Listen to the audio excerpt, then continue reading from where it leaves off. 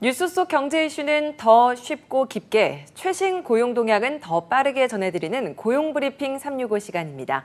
신세롬 기자와 함께합니다. 안녕하세요.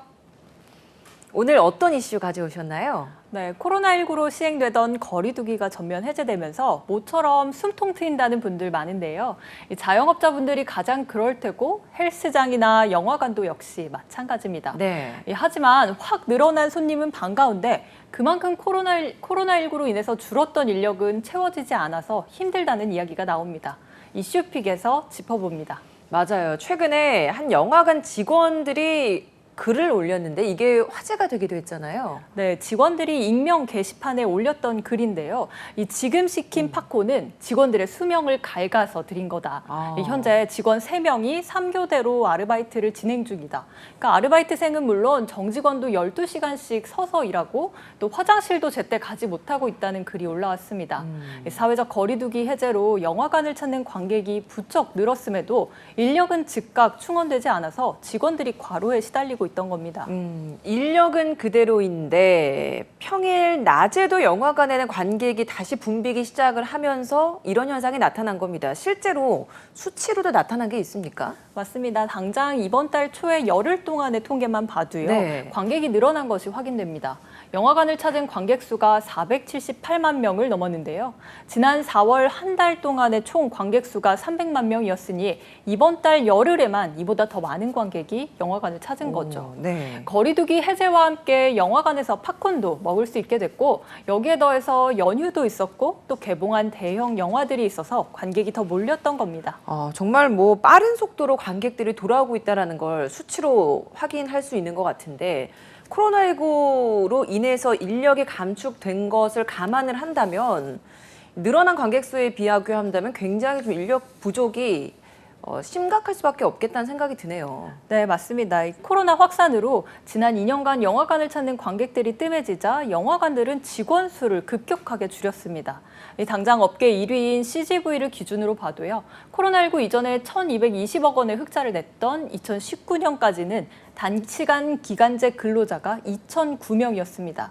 그러나 지난해 말을 기준으로 보면 563명으로 2년 만에 4분의 1이 줄었습니다. 이 무인 단말기가 도입되면서 인력을 일부 대체한 점을 고려한다고 해도 아주 급격하게 줄어든 거죠. 네. 다른 영화관들도 상황은 모두 비슷합니다. 근데 이렇게 코로나 시국에도 불구하고 영화 티켓 값은 계속 오르지 않았나요? 티켓 값은 맞습니다. 오르고 인력이 부족해서 서비스도 잘 못 받는다면 이게 결국에는 소비자 불편으로 돌아올 수밖에 없을 것 같아요. 맞습니다. 티켓은 무인 단말기를 통해 산다고 하더라도 팝콘 하나 사려고 하면 줄을 길게 서야 되는 거죠. 이 영화 티켓은 코로나 이후 올해까지 매년 1,000원씩 올랐습니다.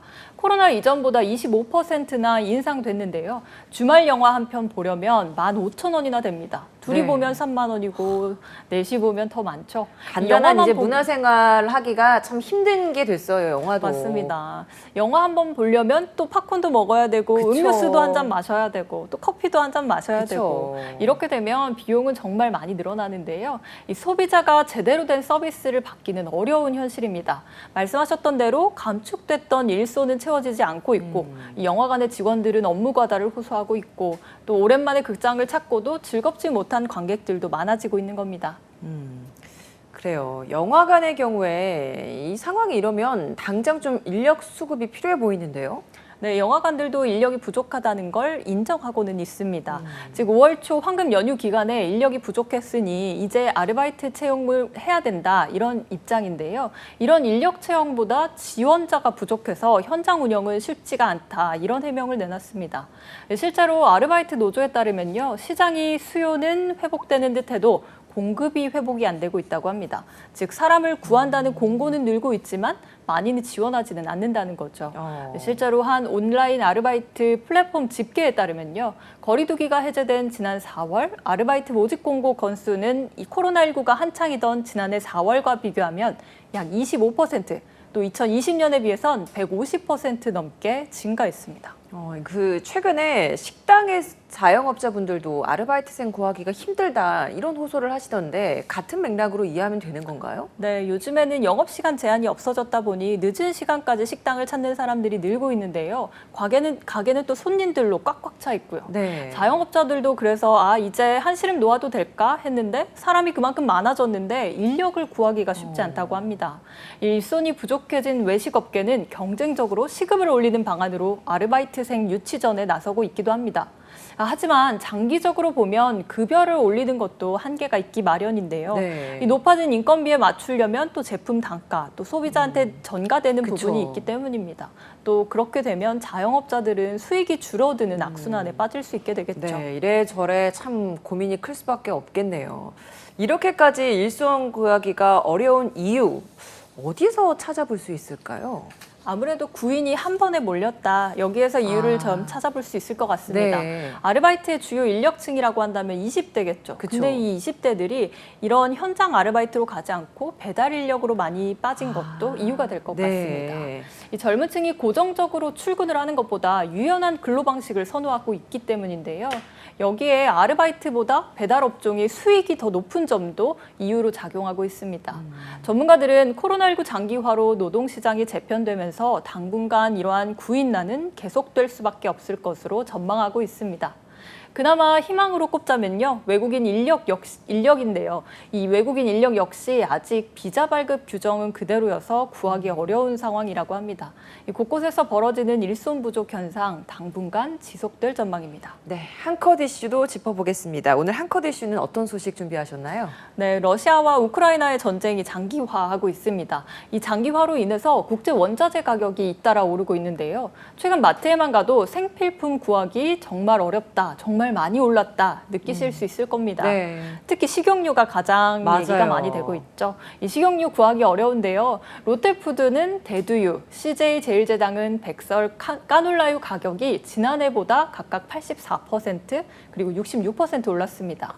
우크라이나 전쟁으로 식용유의 원료가 되는 해바라기 씨의 공급이 막혔기 때문입니다. 사실 우리가 요리하는데 대부분이 식용유를 쓰이잖아요. 근데 이 식용유 구하기가 어렵고 가격이 천정부지로 오르다 보니까 실제로 식용유 오픈런을 한다, 뭐 명품도 아니고 이런 이야기까지 나오더라고요. 네.